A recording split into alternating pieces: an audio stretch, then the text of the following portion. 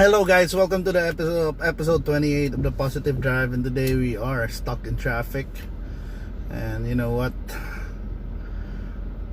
How can we be positive when you're stuck? That's the story of today. How can you be positive when you're stuck? Because it's always going to be a challenge, and a lot of us get stuck into a situation, a difficult situation.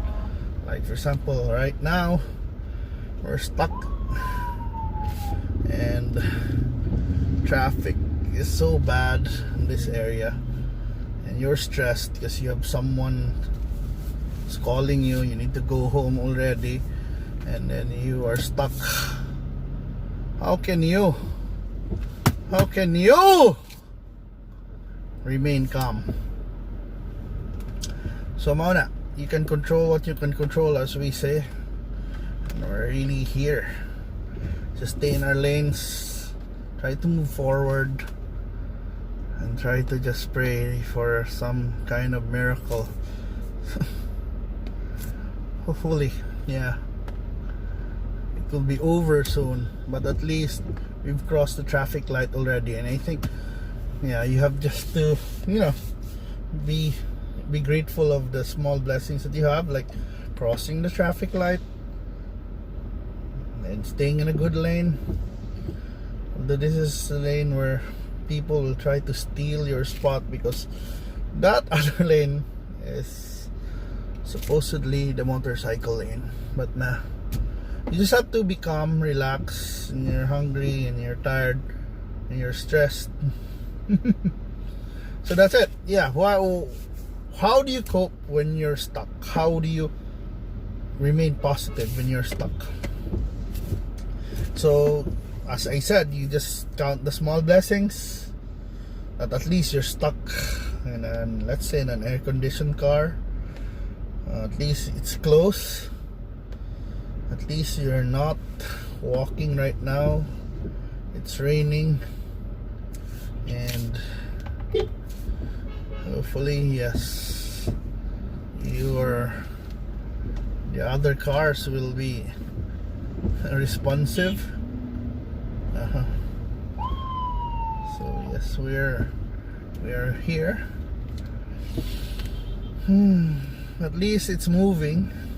But this area, really, you know already that this area is gonna be in heavy traffic during one. So, well, you expected it already. You just pray that it's over. Diba? So it's same thing. We're in the same boat. In a small scale, this is a traffic. In the larger scale, we have the COVID right now, the COVID pandemic. It's not yet over, although it's improving. You have just to see the silver lining, as Catriona Gray. See the small progress that we make, because eventually we'll be out. I think in 200 meters we can be free. But yes, still 200 meters. That's still far. So while waiting, you just have to think of happy thoughts. Think of some people, I think, when they're stuck, they pray, they get closer to God. Some people also, just get depressed, and keep it to themselves, and normally that would be tough also, because depression sucks. If it really eats you up, no amount of inspiration, no amount of encouragement can really make you snap out of it. It's so hard. I mean, some need drugs, definitely need drugs too. That's what you call clinical depression, because a lot of people nowadays say they're depressed, but come to think of it, they're not. They're just sad, basically. Not really clinical depression levels, but it's easy to say now. But you need kailangan lang shrink, kailangan lang psychiatrist to diagnose that kind of sickness. Okay. So muna, hopefully mudagan na ni, and we're just gonna be hopeful, keep moving forward, do what's right. So muna, second, ang third ay katong una, katong di ba, mag-pray na, closer to God. Second, ma-depress. Ang third, kuya sa kay ma-angry, glagot to sila, frustration na, which is kuya usad kaayo. You're so frustrated, miss imong problema, traffic lang, sing nakaaway na noong ka, namangga na noong ka, or nakiilog kag daan ya din, na kay nakaaway no, na parehosad nimo, na init og oya, duha mo ka buok, then it would be two planets colliding, and it would be it would be so dangerous, masig magpatay na noon. And that's also, you know, basta ang point lang na lisod gid kayo, you know, we have to accept that it would be so hard to be calm in, you know, in difficult situations. Helpless, more hopeless, probably angry even. But how can you be calm? You know, they call it grace under pressure, but sometimes we should find grace when the pressure could be too much, diba? Sometimes pressure could be too much for you to take. Sometimes it's really not, it's not as kuan.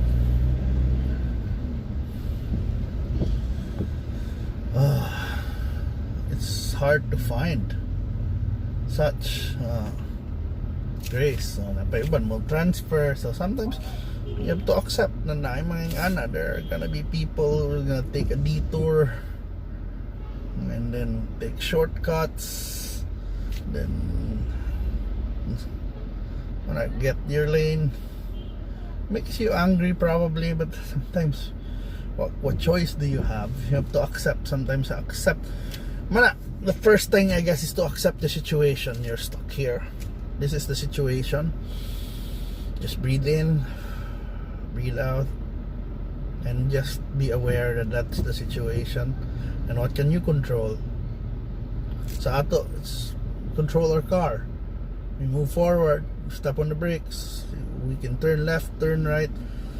Especially kung stuck na ka na, I think usaragid ka kaway mo nang just be mindful na di ka maglangan. You have to be watchful and worry because people will take your slots, diba? Kung magtinanga ka, then you not only people will take your slot, you'll also delay others, which is kuansan makalagot, diba? Na marabag ikaw kitay madelay ko na niya, hindi di na siya mudagan, then everyone's get affected, diba? So walang, mindful lang ta, focus I guess, and tanaw lang ta sa atong pwede na matanaw. Oh wow. So nangyad to pa ta.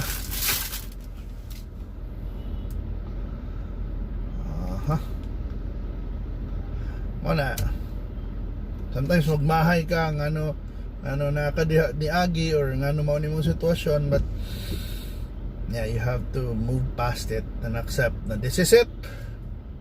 Buckle up and just pray that things will be okay. Hi.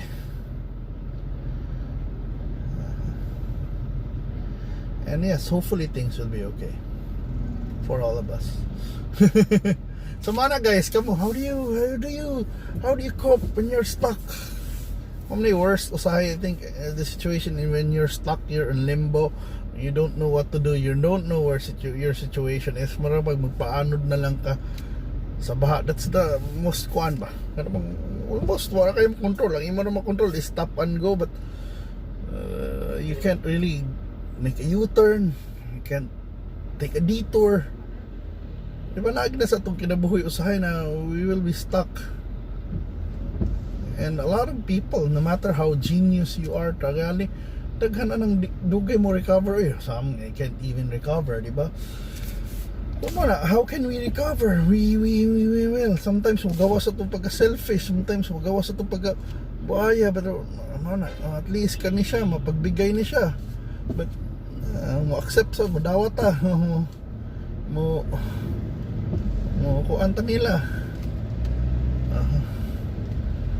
Ko marag sige magpadali ta kay uy.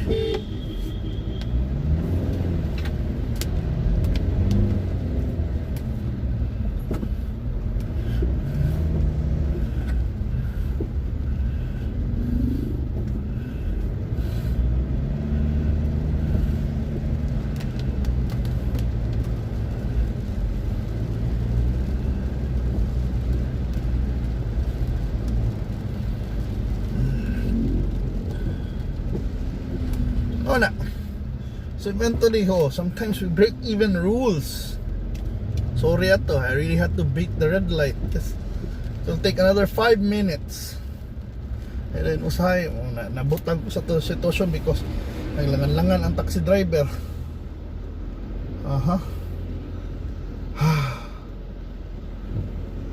Kasapot pero sige. Sorry, pero mauna. Yes, that's what's gonna happen. And yeah, sometimes we bend the rules, sometimes mauna lang nahitabo because it happens, it sucks. It might make you feel guilty, but mana, you really need to snap out of it. So hopefully, yeah, ngani sa dato sitwasyon we can move forward ya nata, and then hopefully wala laing mga roadblocks. Pero wala, roadblocks happens in life and all we can do is accept it sometimes and do what we can do. Mao na akong mabuhat ra, pero kamo I don't know, basig na mo mas maayong tip nako on how to extricate from being stuck. What's the best way to do? What's the best coping mechanism? And thank you so much for listening. This monologue